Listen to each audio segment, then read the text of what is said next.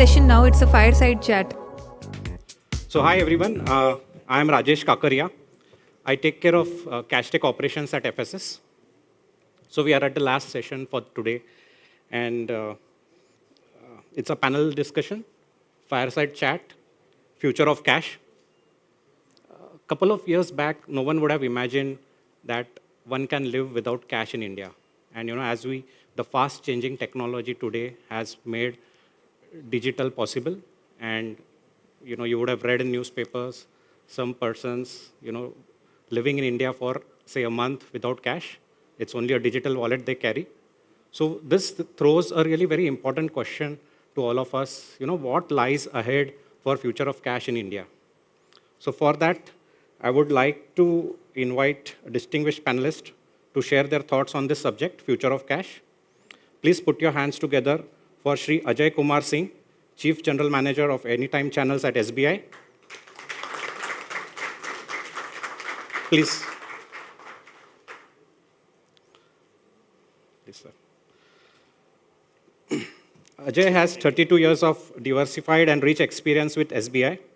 He has worked in retail branch operations, head of network, head of circle, information technology, and risk management departments. For these various stints, he has got a chance to work in more than 6 different states in India. I would say he has truly experienced the diversity of India. And in his free time, Ajay loves to read novels and travel. There is one thing common between Ajay and FSS I would like to highlight. He joined SBI in 1991, and FSS was also established in 1991. Okay. And I can proudly say SBI has been FSS customer for almost 2 decades now. So we are proud of that association. Now I would like to call on stage Shri Bhavan Sonchhatra, Executive Vice President at HDFC Bank.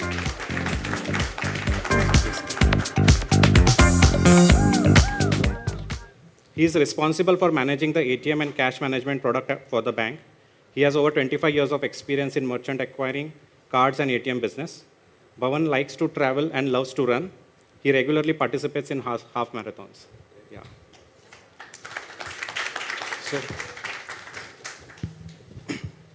So let's start the conversation. Ajay, I'll start with you. Recently, we have seen disruption and innovation in the payment space. And solutions like UPI, which is a digital magic for payments, is now extensively used in India. With these success in alternative payment options being available to the end users, how do you see future of cash in India? So, good afternoon to all.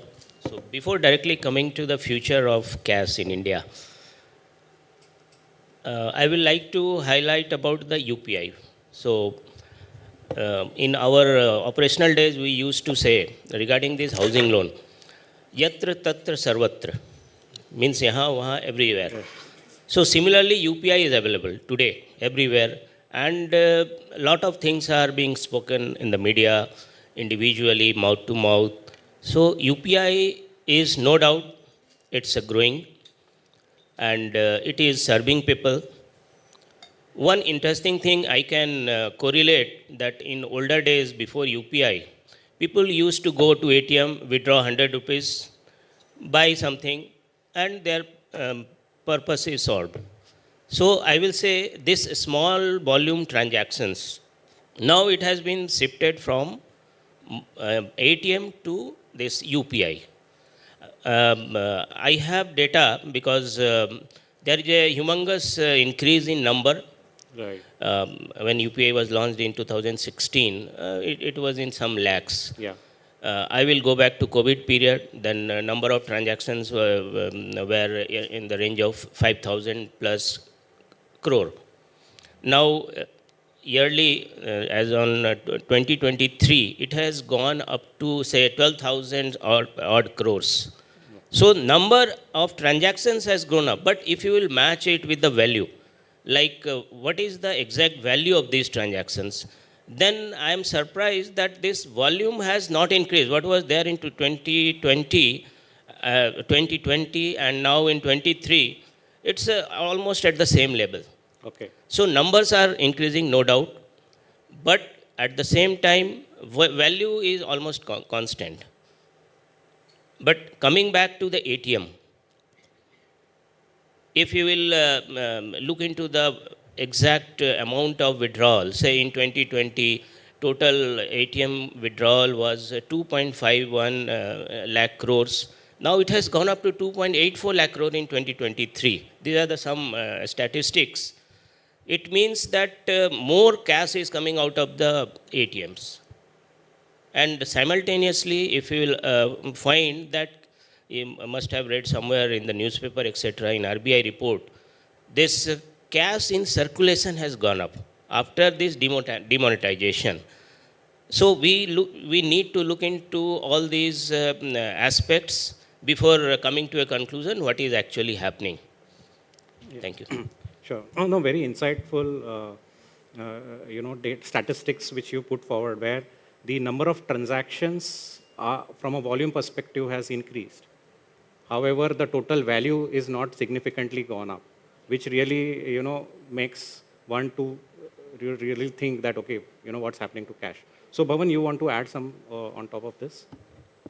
Yeah, so I have a little different take on the cash front and the UPI front. I'd like to go for a little different approach altogether. Why do we use cash? Okay, that's the question, right? So before deciding the future, we need to know why do we use cash. So one is convenience, Right. Okay, but I think UPI is giving far more convenience than what we need. It can break the transaction down to a decimal, which is what we need. To all those aspects, UPI is coming, on par with cash. But there is one aspect of cash which is cannot be matched by UPI, is the anonymous of the, or you can say, it is anonymous. Anonymous. You can't figure out what transaction you did, or nobody can figure out what transaction you have done. So when it comes to number of your statements, the amount of reconciliation which you need to do, I guess it's going to give a stiff competition to UPI, sooner or later, because you are leaving digital footprints everywhere. Now it's up to you how much do you want to leave as a digital footprint and how much you want to reconcile. So there is always going to be that equation. So to my mind, cash is not going away in a hurry. While the velocity at which it is moving, it may differ, and UPI will bring in a lot of conveniences, but it has its own challenges.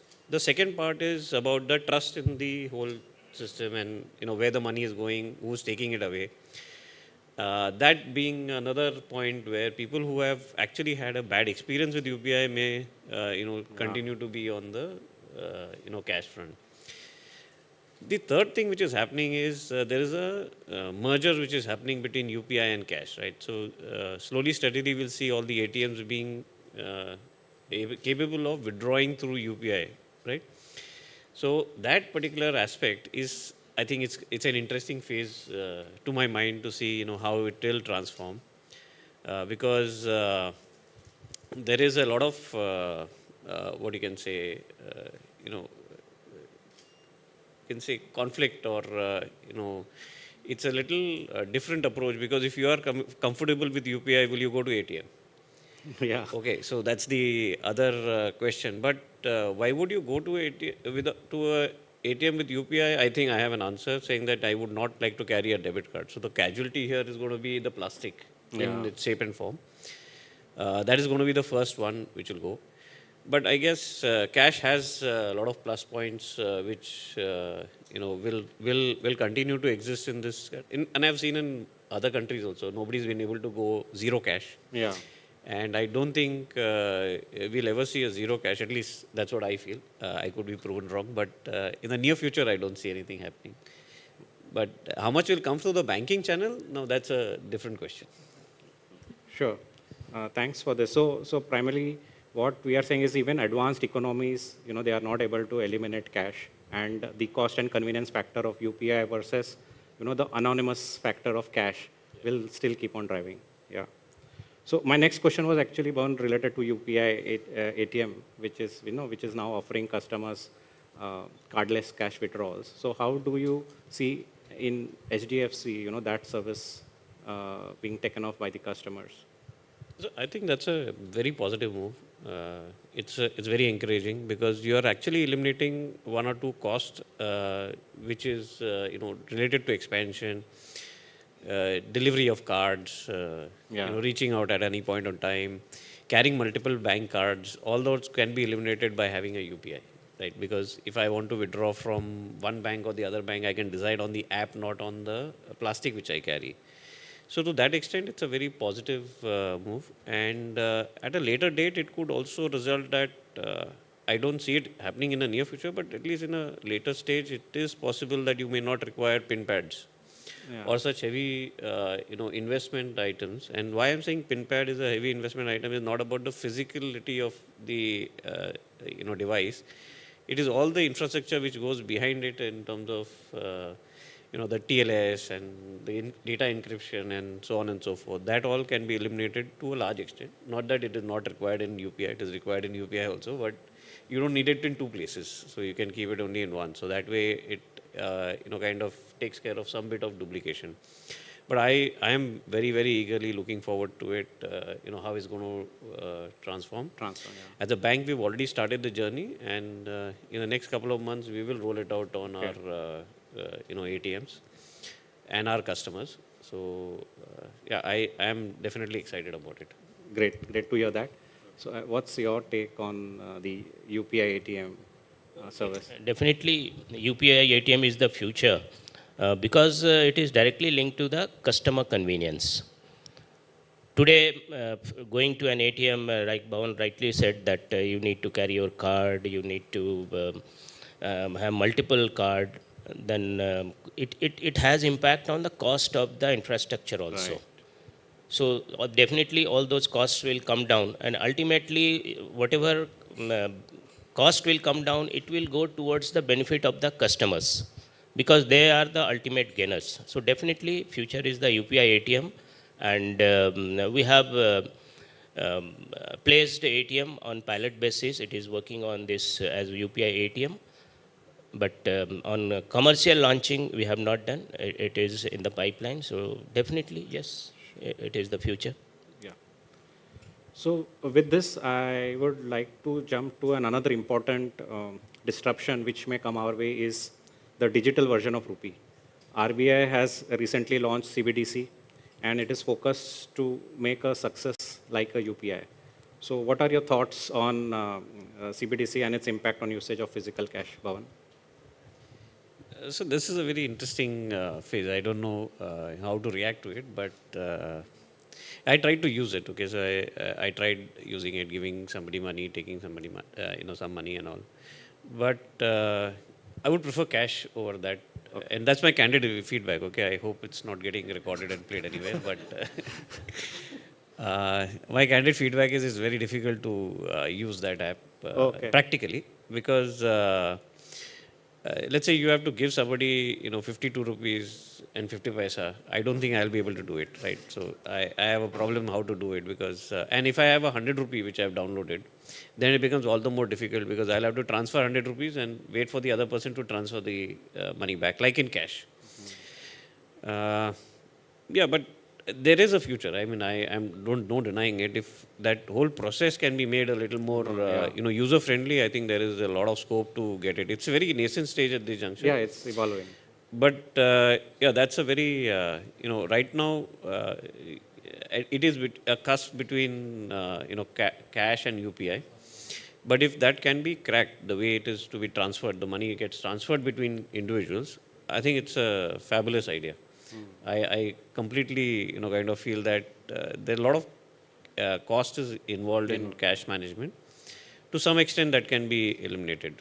Right. But again, there is a cap, and the core of cash, which we talk about, it is, about the secrecy or anonymousness, which is there about it. That is still not addressed here. Yeah, of course. So you will still have a digital trail. Yeah, of. So it's between UPI and this, I would prefer UPI. I mean that if I had to put it. But the digital e-wallet will not require, a specific bank account. You will just need the wallet, and with that wallet, you can use the digital currency. I agree. I mean there is a plus point to it, but I'm just saying that the whole transaction experience today is very clumsy. Right. And that to my mind, is the Yeah, shortcoming. so on the Today. experience part, it has to improve, and of course, as we move along, the regulator will make more changes to that. Yeah, I'm looking forward to that, and that's the other development which should be interesting to see how they transform and get into this particular aspect of it. But yeah, interesting. So Ajay, your take on CBDC? I will like to add here that, like in old days, if someone was having telephone, then other persons would also have telephone to call. And today, the CBDC is in the very initial stage. And like I have wallet with the currency, but for the last 3-4 months, whenever I have downloaded, it is still lying there.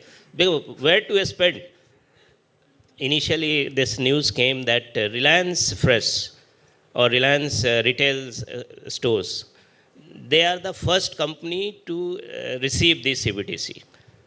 But then I have to go to Reliance. What about if surrounding there is no Reliance? Similarly, if I want to do something to the shopkeeper, etc., he must have also that account so that it should be transferred. Then here comes the role of UPI. If it is compatible through UPI, then it can be done. But personally, I feel that this is a way of keeping currency with you, and if it is widely acceptable, it is as good as currency. Yeah. So this is very good, and obviously it has to spread to become popular. But my feel is that it is very good. Yeah, so adoption is the key here. As soon as it gets adopted, you will see those usability. So, so let's come to ATMs. You are leading your respective teams here. So ATM as a channel, it's a very important touch point for the for the customer. And from bank perspective, it gives the brand value, it gives the customer experience. So, as a long-term strategy, how does bank look at ATM as a channel, and in the digital ecosystem which is evolving, what role it will play in the long run? ATM as a channel.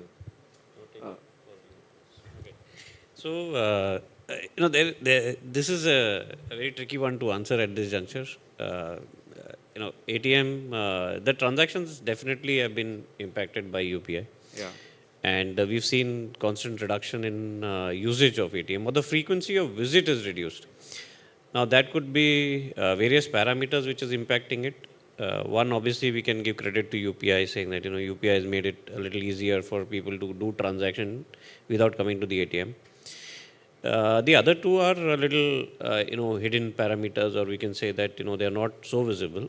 The one which I would say is the inflation rate, at which I need to spend. So now, what I used to get for 100 rupees, I need to spend 200 rupees. So automatically, there's an implication in terms of the transaction which have gone up. The second thing is, the third thing which we don't talk much about is the, safety and security of our environment around us. Okay.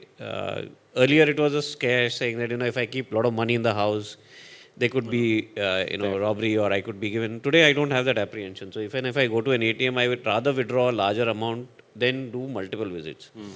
So that also has played a lot of, role in terms of, if you see, like, sir was mentioning, the quantum of withdrawal has not reduced. Okay, it has gone up. But the number of visits which have happened is gone down. Yeah. And, fortunately, unfortunately, that is the only commercial which is available for an ATM or ATM service providers to survive on. So if that goes down, there is a impact on terms of how is viable to run this channel. What we have done as a bank, we have introduced quite a few alternate channels, alternate processes which are there. Sumit here has been instrumental in implementing some of them for us. One is we started disbursing loans through ATMs. We started a lot of marketing. We've done customization in terms of your transactions. So when you come to an ATM, you need not go through the whole cycle again and again, and you can just just go, you save your favorite transaction and then proceed on that. Then a lot of the other like you want to register for your mobile banking, to register to your check, and so on and so forth. We've done a lot of complementary services which have been developed. We tried mobile top-up also. Unfortunately, that's not working out because of, again, the transaction is very clumsy, right? It's not a very smooth transaction. I click and do it. It's better I go to a shop outside and get it done. Or today, it's like you can do it online. So that's not worked out well. In the near future, I see we'll stop doing that completely. But yeah, it's a very tricky point at where ATM is, because you've got a lot of application and everybody is doing all services which is possible. Banks have got not one but maybe multiple applications which are giving the same services. So catering to different category, different cadre, different and in the ATM also we've seen a lot of these non-financial transactions drop. So earlier they used to contribute about 20 odd percent. Now I'm seeing slowly coming down to 12%. So that has been it's constant journey which the visits to the ATM is not required, and now SMSs, balances, everything is available at a click of a button. Right. So yeah, I think that's going to be, this place is going to be a little difficult from a commercial point of view. Yeah. Apart from that, I think credit to the regulators. I think they've been constantly working on in terms of developing more and more secure features on the ATM. But it comes with a flip side, which is it brings in a lot of cost. Correct. So whether you talk about you want to implement solid core, which is a whitelisting solution, or a hard disk encryption, or a dispenser encryption, or a line encryption, the latest one, which is the cassette swap, which has come in, and MHA guidelines, and so on and so forth. It's become, one side you've seen the revenue go down and the cost is going up. So it's somewhere it's going to be, that we are looking at that break point coming in. Correct. And currently the industry has not grown as far as number of ATMs are concerned. Yes. It's been stagnant for last 2-3 years or maybe more. And I think the tipping point is there where either it goes this way or that way, I don't know. But I think at this juncture, it looks like it's going to, the number of machines which are available in the country will start going in a negative direction. That's what my view is. Yeah, we are seeing. Yeah, sorry for a long answer, but a lot of takeaways from that. So primarily, the number of ATMs across the country is not increasing. It's pretty much renewals which are coming up, and then as you rightly mentioned, the per transaction amount has significantly gone up versus what earlier was. So that reduces the number of transaction, and then the multiple compliances. So that all has made this a bit complex. So Ajay, your view on this? No, he has in terms of covered. ATM as a channel? He has covered all about ATMs. Yes, it's a very costly affair. Infrastructure is huge. Maintaining itself is a tough job, challenging job. But at the same time, you have to look for the demand of the customers also. If customer wants, yes, they want ATM, then we need to continue with it. And almost stagnant, no doubt. We are also not increasing the number. It's a maintenance itself is a big challenge. But somehow we can find that, yes, transactions are happening. Particularly in SBI, there's transactions are not increasing, but it is also not going down. So this is the level we are maintaining. And most of our ATMs are in rural and semi-urban areas. So there is a huge demand, and people are standing in a queue. So many things that we can do through ATMs, we are trying to avoid that. Otherwise, this queue will be disrupted. Because cash is a transaction which can be completed within a minute.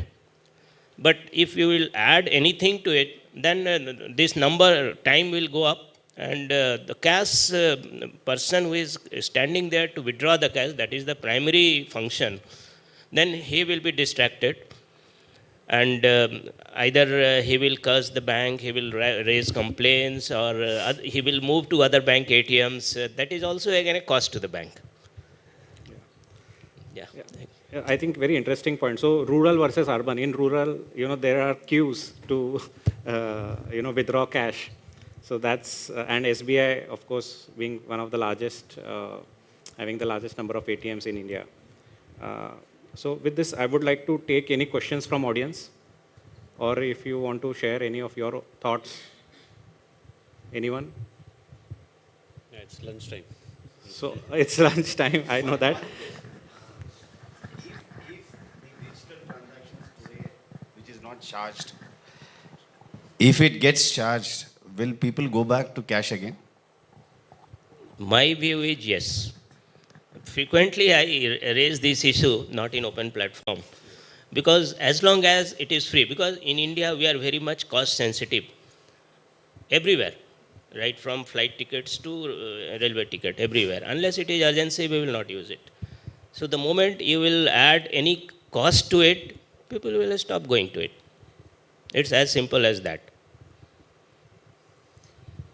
So the contrary to that is that which is the more cheaper channel to manage, right? So on an ATM, a transaction, give or take here and there, would cost about 30 to 35 rupees. Okay, right now we are getting about 20 rupees for that effort, but that's the real cost, right? So if the transaction velocity increases, the distribution will go away. But with all these regulatory changes, etc., coming in, this cost is going to go up. So the question larger than whether the charge will get introduced is whether you need to introduce the charge is the larger question. But if the charge is introduced, I completely agree. There could be a shift which is there, but what proportionate and magnitude, we don't know. But the other part is that today there are UPI started with a very clean saying you debit your account and do it. Then later on there's an introduction which has happened saying now you have a virtual debit card which you can use. Now the third thing which is introduced is credit card can be used. And recently it's come in saying that you have an OD option to use it on the UPI. Now OD and the card will not cost the merchant, but the minute the debit card or credit card is used, there is an MDR which will come in.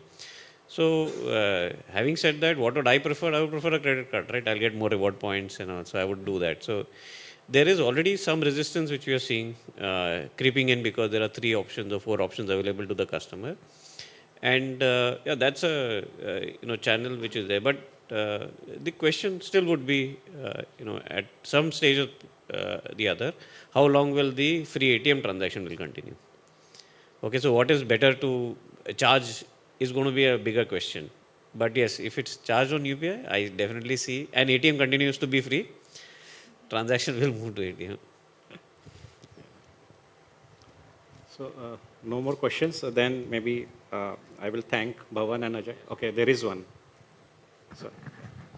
My question is, considering the fact the transaction of ATM is stagnant throughout, like from past whatever year, do bank come up with some scheme like what credit card have, like cashback, something in terms of withdrawing money from ATM?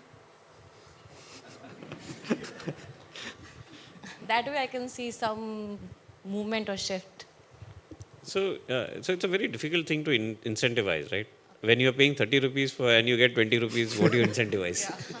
So, but yeah, we've tried working this out, and I'd be very candid about it. We tried working this out, but there is very limited that we can offer to a customer, right? So the customer doesn't come here, it goes to another bank and does a transaction. There's about 17, 18 rupees is what we can offer to a customer to come to our bank and do the transaction. But the fact is that we will also pay that extra. So that 17 plus 30 rupees has become the cost. So right now the commercial models are not strong enough to, complement, a marketing plan around it. So we are probably in the, I would love to do what you're telling me to. Because UPI, if you see, UPI is like there's no fees on, there's lots of cashback. This is how NPCI is getting more volume. Even though 10 rupees, 15 rupees, sometimes you get, sometimes you don't get, but you do get some vouchers, etc., to promote that kind of transaction. The same, if we implement the strategy to ATM, that might, this is just... Yeah, valid point. But the commercials behind a UPI transaction and a ATM transaction are very, very different. So there is no backbone to support that expenditure. So in a UPI or a wallet, for example, there is a backbone to support, to some extent it is there, but not on the ATM. Unfortunately, that's the reality. Anyway, you want The to add new something? concept which has come up, UPI ATM, there, That is a convenience. I think the more the way to market is going to be more of convenience. So that is where we would put our energy in. All right. I think. Ma'am, I would like to add here, that in today's newspaper, PhonePe has declared its result and they have shown a profit of 2000 crore odd. But in this UPI part or this digital part, they have EBITDA loss. So it should explain everything, whether you will Yes. continue with the business having loss or you want a profit. Yeah, that's true. Thank you. It was a good question. Yeah. Thank you. So cash is not going anywhere. Cash will be part of our daily lives. Not getting incentivized either. Yeah.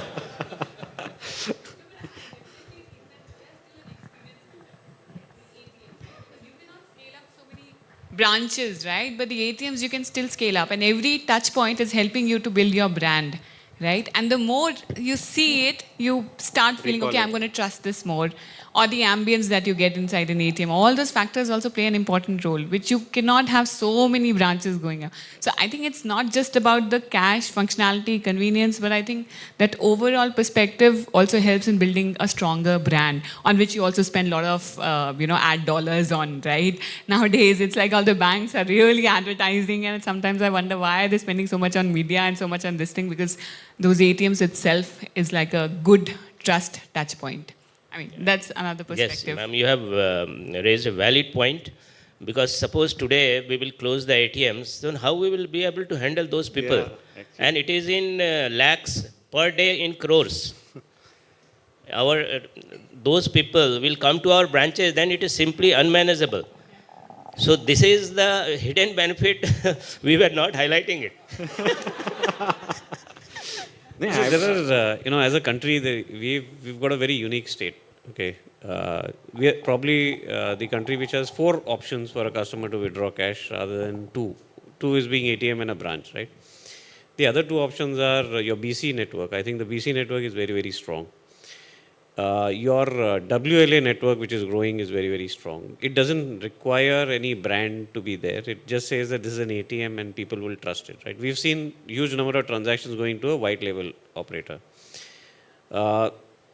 Apart from that, there is cash at POS. Okay, though the numbers are low, we see very few transactions which are there, but that's an option available to customers which they are exercising today itself. So, just a little different way of taking it is that is the brand associated with cash anymore? The answer is no. Is a brand associated with the mobile? The answer is no, because you've got your PhonePays and Paytms of the world who are giving banking services, right? So, my view is a little different from there, saying that probably that's not the limited brand builder, and I personally don't associate myself with a brand anymore, because as long as I'm getting my stuff done, I really worry about whether I'm walking into X Bank or a Y Bank ATM or even a WLA ATM. So to that extent, the upside of having a brand has got limited views. Yes, but if you are penetrating in a market, you're going there. Our strategy has been with a branch-led strategy. So if your branch is there, the ATM is definitely there. But will I go and deploy an offsite ATM to attract a brand? That is something which I would like to, take it with a pinch of salt, whether that is where the difference is getting made. But yes, there is a brand recall. But is a hoarding cheaper or putting an ATM cheaper is something which you need to question. Thank Great. you. So I will like to thank both Bhavan and Ajay for sharing their views candidly. Thank you so much.